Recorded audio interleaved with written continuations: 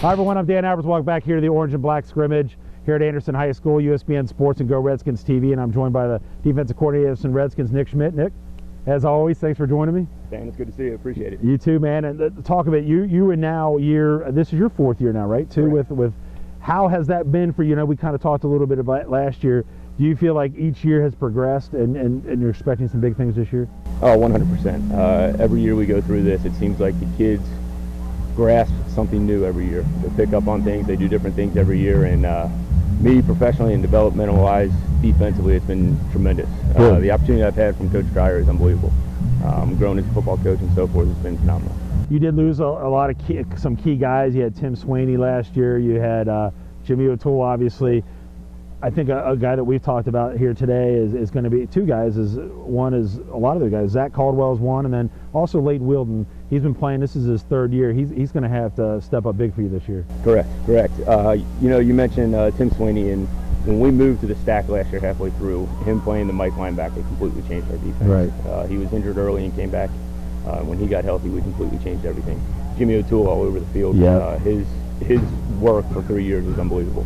And I think a lot of people recognize that and notice it. But one person that really hasn't been mentioned much is Ethan Hamilton. That's true. Losing him is going to be something that a lot of people don't realize. Right. When we moved him into playing a strong safety role, it really changed the defense. Him and Tim and Jimmy running around really helped. But you mentioned Leighton Wilden, a 3-year starter coming back. Going to move him around the field a good amount this year. He's kind of the guy that stepped up and really become a leader on the field playing. Zach Caldwell returning for a second year is unbelievable. The way he plays, very, very intellectual. He understands everything going on, knows the calls, knows what's going on. It's really, really nice to see. And James Camden's coming back. Yep. He was injured last year early. Unfortunately broke his ankle, but now coming back, and he's going to fill that role of Ethan Hamilton, Okay. What he's doing there. So two really good athletes that'll be there back-to-back years. So we're looking forward to a lot. Are you going to try to run that stack like you did last year? Is it going to depend? I mean, what's your kind of your philosophy this year? Is it anything change? Probably don't want to give it up right now, but I mean, it's going to depend, I guess, right? Yes, What's going on? Week in, week out, it'll depend on what we're seeing. Yeah. We'll have some adjustments and wrinkles here and there with what's going on. But I think you can see 6 guys in the box at all times. It may be in different alignments, but and that's kind of where in year 4 the kids are grasping a lot more. So we're able to do a lot of more things.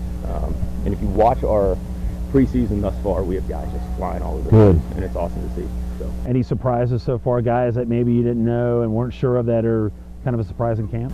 I think right now the biggest one would be Evan McHugh, a senior. That's funny because we had another guy say the same thing. Yeah, his work and what he's done in the offseason is unbelievable. 3-sport athlete, but he's a kid who doesn't care that he's playing another sport. Right. Shows up in the weight room, works his butt off, wrestled, district qualifier, and every single day he was in the weight room. It didn't matter. Then he goes and plays lacrosse and scored a perfect score on the ACT. I was getting ready to say, yeah, it's got to make it nice. He's the kid right now who's making all the calls. He's taking over for Sweeney. He took over for Schaaf.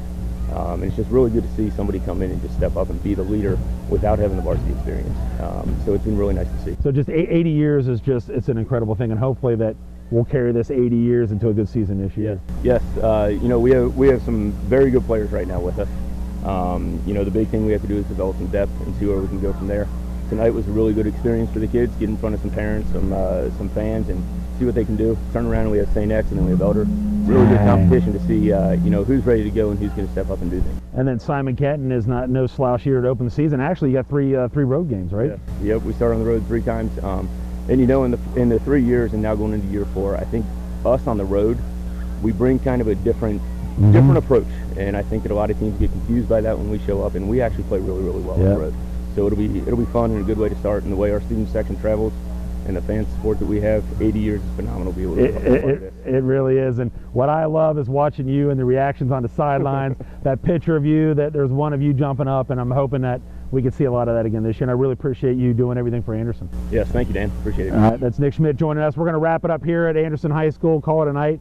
Thanks to Don Marcello helping us out again. We're going to go into year 28 of broadcast here. Unbelievable at Anderson High School. So we'll call it a night, and we'll catch you on our opening game at Simon Kenton.